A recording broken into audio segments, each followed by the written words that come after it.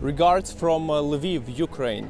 As you might know, on the early morning of Monday, October 10th, there have been a huge attack on different parts of Ukraine, and which can be also only compared with the initial invasion attack which happened on February 24th.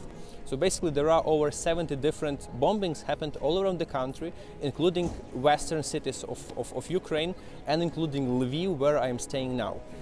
Since there was a power cut for quite some time, you might be seeing this video with a little bit of delay, but still it will give some kind of picture what was happening in the city during the attacks and what is the local social psyche in response to this frenziness, what's happening around. So let's walk a little bit around Lviv and try to feel the local atmosphere, speaking to the local residents.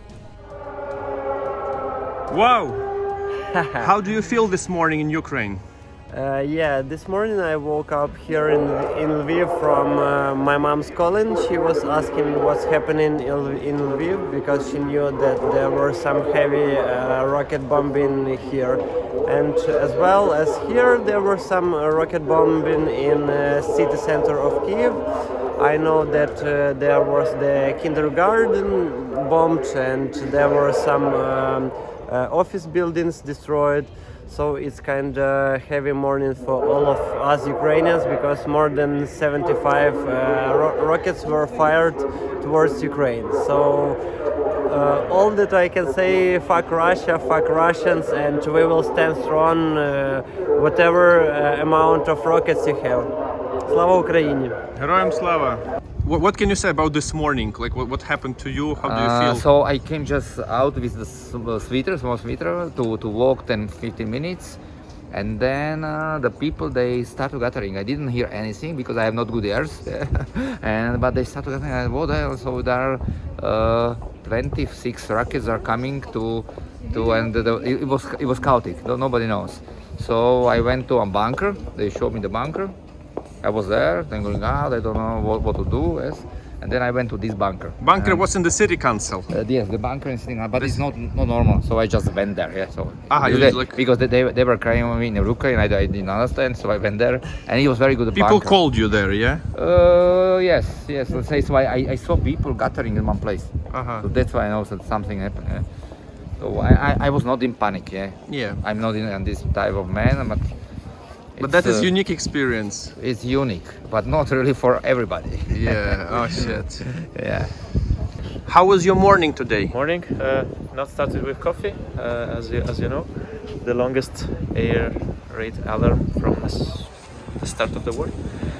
Yeah, some kids. My cat woke up with big eyes today, so it was not so good morning, not so good day, but we still want to work, to live, life's going on, so keep going, keep fighting.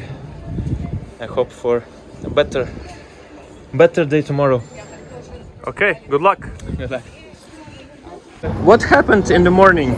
Tell us. Morning very bad. Why? Повітряна тривога. Alarm. According to your smile, it doesn't look it was very bad. You're always like this. Okay. Good luck. In the meantime, the life is getting back. People walk back on the streets.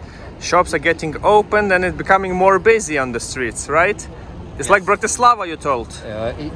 In some ways, even better. Really, so it's unbelievable. Like the people were for 4 hours they were hiding, and now it's like this. In 1 minute, everything is opening. Yeah, the electricity is not working, but I mean, it's just half an hour and it will work. It's back. Wow. Let's hope it will be like from the March until October. Let's hope it will be safe from now. Yeah? Mm-hmm. And even the buses are back. The traffic, as you can see. There's some traffic jams still operating. Let's hope for the best. Electricity is gone in the city, but some businesses have their own generators. For example, the pharmacy, they put their own generator to be able to provide assistance to their clients. Since there is a power cut in the city, people rush to the shops to buy power banks. You see, because this is the only way to stay connected at the moment, and they also accept only cash because the ATMs and these bank systems are not working now.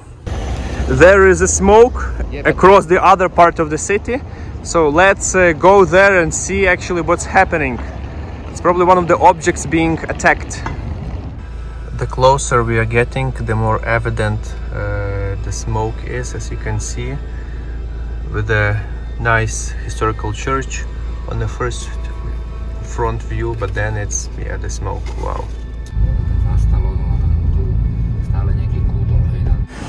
As we are approaching closer to the place of the explosion, the traffic is getting tighter. Maybe there is some road is blocked or something. That's why we decided to walk on foot, as you can see, in order to beat the traffic. Okay, very soon we'll see what's happened there. In the meantime, guys, please appreciate about the new development happening in the city. Really, the world-class premises being erected on this rather industrial neighborhood. This is how it's going to be done, and even the bike lanes are over here. Yeah, so the city is developing and looking pretty nice, apart from this cloud, obviously. This is the northern part of Lviv, and this is the power transformation station. I can see some fire even happening there now, and obviously the big smoke up, which is going already for a few hours. On the way here we were checked a couple of times with military where we are going, but my accreditation thankfully helps with that. Lubosh, did you see anything like this before? Never. And I hope it's last time I saw this. But there are quite a few other explosions in the city. So we've seen this one, and because of this there is a power cut. I see it's getting smoke even higher, and then we'll try to see other places around Lviv which also received a hit, and it's definitely the direct effect how the infrastructure will suffer here. Look at the guy over there. He's using his scooter, just driving next to it. Oh wow. So we just went inside this small shop to get some local Ukrainian snacks, and local grannies were speaking about what really happened. So this place is very close to the power station where you just seen. They told that at least 3 hits happened over here, and you know, and they are worried. Their cell phones in this area of the city are not operating, so basically they cannot call to their families, but they continue selling their products in the shop. That's how crazy as it sounds. And as you can see, the cars are going, and yeah, life goes on. Yeah, and it looks better now, yeah. Traffic jams because of that. It could be such a nice, lovely morning. Monday, yeah. Look at this weather around. People in panic, start having accidents. Yeah, and that's what happens in such circumstances. Driving on Lviv, also what I can see, many people hang out near the petrol stations, you see, and they're waiting in line together with a trolley bus which doesn't have electricity, and it goes all the way there. So they are starting to panic, being stuck without diesel or petrol. Randomly in the city also met my friend Alex from New Zealand, with whom we didn't manage to establish contact because the power is off, the network is off, but we just stumbled upon each other on the street. It's definitely a big wake up, I think, especially having the lack of power, lack of communications, definitely brings the whole situation home a lot more. It's made it very difficult sort of getting back in touch with family in New Zealand this morning. Yeah, it definitely makes things a lot more difficult, yeah. What strikes me is that in the buffet there is actually not much food left, right? It's almost empty now, and we'll see how things turn on, because now it's not very well. You see, so some sellers over here, but all the proper meals that were supposed to be here are off. Wow, people are getting desperate. For most of part of the day there was a power cut in the city, and the internet connection was down, so basically there was like not really a lot of options to put information out there to the world, and it felt like we were really cut off. But if you're seeing this video now, it looks that everything is all right. To sum up, I would like just to tell that a few strategic objects have been targeted around the city. I personally visited the transformational power plant, which caused all of these power cuts. But looking around, you can see that people are carrying on. We are still not sure how the evening will go. Are we going to have electricity and light during the night?